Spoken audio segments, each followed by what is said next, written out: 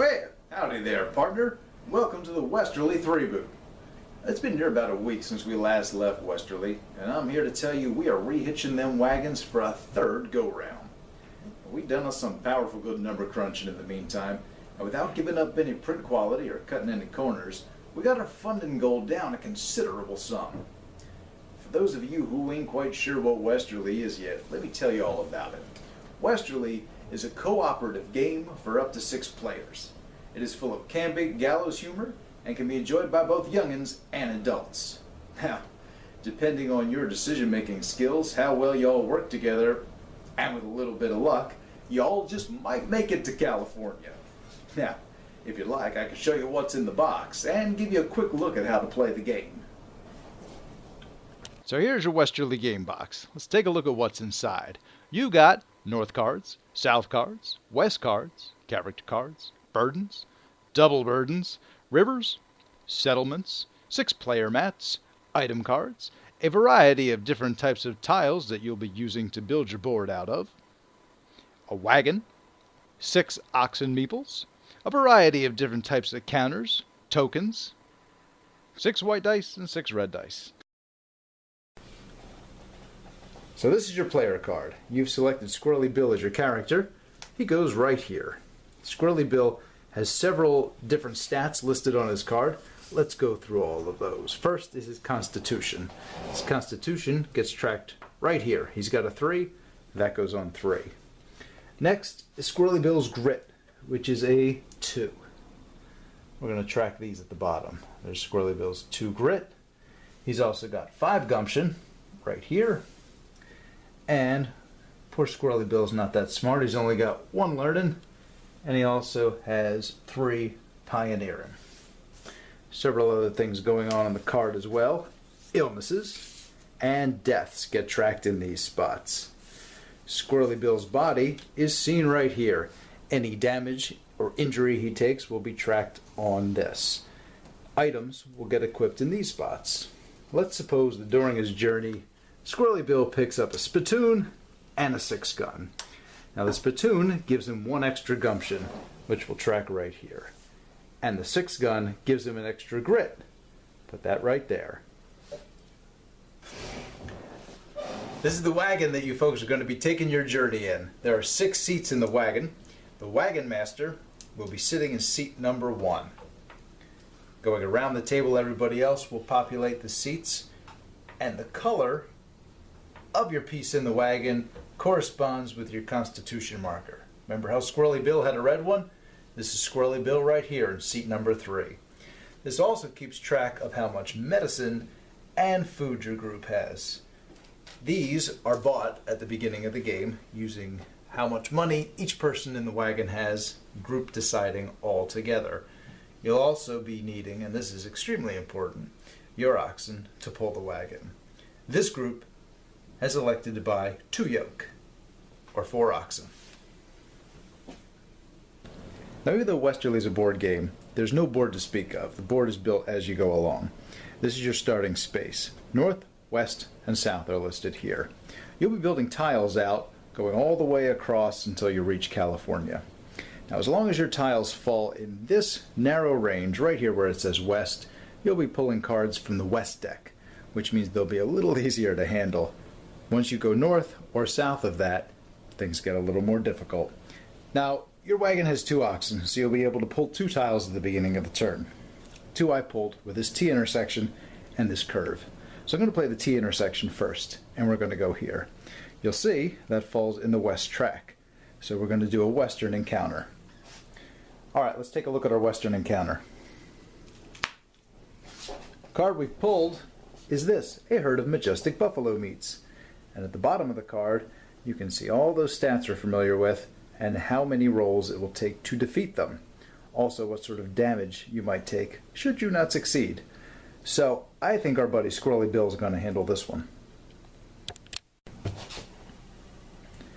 Now, because the buffalo encounter was in the west, Squirrely Bill only needs to roll 2 5s or 6s to defeat the buffalo, which is not very difficult. Squirrely Bill's highest stat is gumption. He's got 6 right now. He can use up to 5, the number that he started with. Constitution is how many rerolls he gets. So let's say Squirrely Bill wants to spend 3 of his gumption. He gets to roll 3 dice 3 times in order to hit 2 5s or 6s, which is pretty easy. Nothing with his first roll. 1 5 with the second roll. He's cutting it close. And there we go. He definitely defeated them. Squirrely Bill wins whatever's on the card, which in this case happens to be 2 food and $5 worth of buffalo pelts. Not bad for one day's work. Now once Squirrely Bill has collected his reward, it's time to pull another tile and move another space. You can see we can either go north or south. I'm going to go north. Here's the 2 tiles that we pulled. Another turn and a straightaway. If I use this straight piece, we're going to keep shooting north. So let's turn and hope we can get back down to the west where things are a little easier. And then the group has to pull a north card and see what the encounter is. Let's see what our north card is. It's a highwayman. You can see the highwayman's stats are much higher than the buffaloes were. Also, this is a north card. Remember, in the north and south, you have to roll 6 for victory, not 5 or 6 like in the west. So this is going to be a lot more difficult.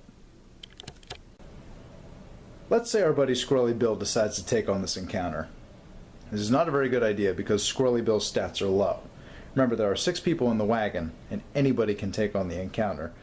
But, for the sake of seeing what happens, let's see what would happen if Squirrely Bill decided to fight the highwayman. You can see on the highwayman's card that 2 of the stats are blocked out. That means they can't be used. You're going to have to use either grit or gumption. Now the lowest one he has is grit, which is 4. Squirrely Bill is going to have to roll 4 6s. He's only got 3 grit and 3 constitution. That means he gets to roll 3 dice 3 times to try and get 4 6s. Not a very easy task. Let's see if he's up to it. Well, there's 1. And nothing. Not looking good, Bill. Nothing. Poor Squirrely Bill's going to have to take damage. That's where this comes in. This indicates that Squirrely Bill takes damage to 1 body part. So I'm going to roll 1 die to see which body part is injured. The body parts are 1 for the head, 2 and 3 for the arms, 4, 5 for the legs, 6 for the torso, also known as pride. Squirrely Bill got a 5, which means this leg is going to take some injury. Let's roll to find out how bad the injury is. 3. 3 means it's broke. So I'm going to put an indicator on here to show a broke leg. He's going to have a chance to fix it if he hits a settlement, but in the meantime, that leg is going to stay broke. Now you can see how this damage can add up very quickly. You can have parts injured, broke, or torn clean off, and once they're off, they are not coming back again. Also in the wagon is this gal, Tara. She'd be a much better candidate for taking on the highwayman. She's got 4 grit and 4 constitution, so she gets to roll 4 dice 4 times to try and get those 6s. Let's see if she can do it. There's 2.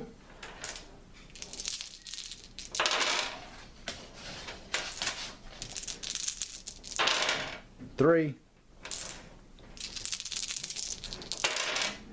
4, and 5. She's got it. That's why your group is going to have to spend your resources very wisely, because those stats will stay down until you can hit a settlement. Now this is a settlement tile.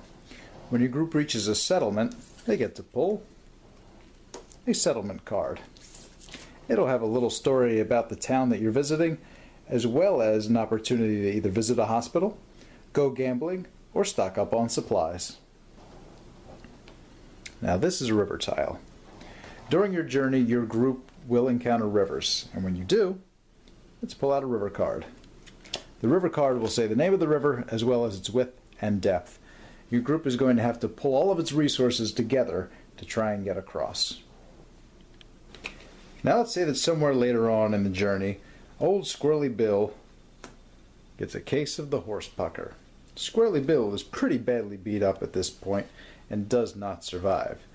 Squirrely Bill will die. When that happens, Squirrely Bill clears off the card. His items will go away and get distributed amongst other players. And all this damage will be removed to make room for a burden character. In this case, the burden is this Camptown lady named Brigitte McCormillac. Burden characters still have stats that are usable, but they also have this at the bottom. What used to be an attribute for the regular characters is now their burden. In Bridget's case, she drinks all the group's medicine so they can no longer heal people. Now, let's say that the guy that was Squirrely Bill, that is now Brigitte, dies 2 more times of, I don't know, a cactus betwixt the nethers. Well, the first time they die, they'll become another burden, but the second time they'll be a double burden. And double burdens are terrible. Meet old Gummy Jasper. He is an invalid. He brings nothing. You do not want him in your wagon. Please try not to die 3 times. By the time we reach the end of the game, your board will look something like this. These will be places where you played Northern Encounters.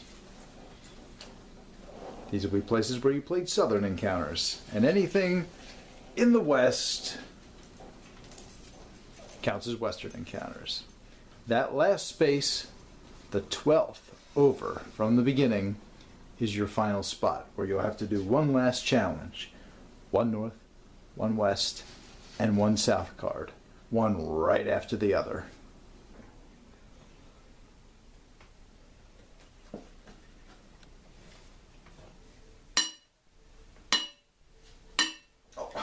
Well, folks, that's a little look at Western League. I hope you've enjoyed this and found it informative, and we really hope to see y'all on the wagon.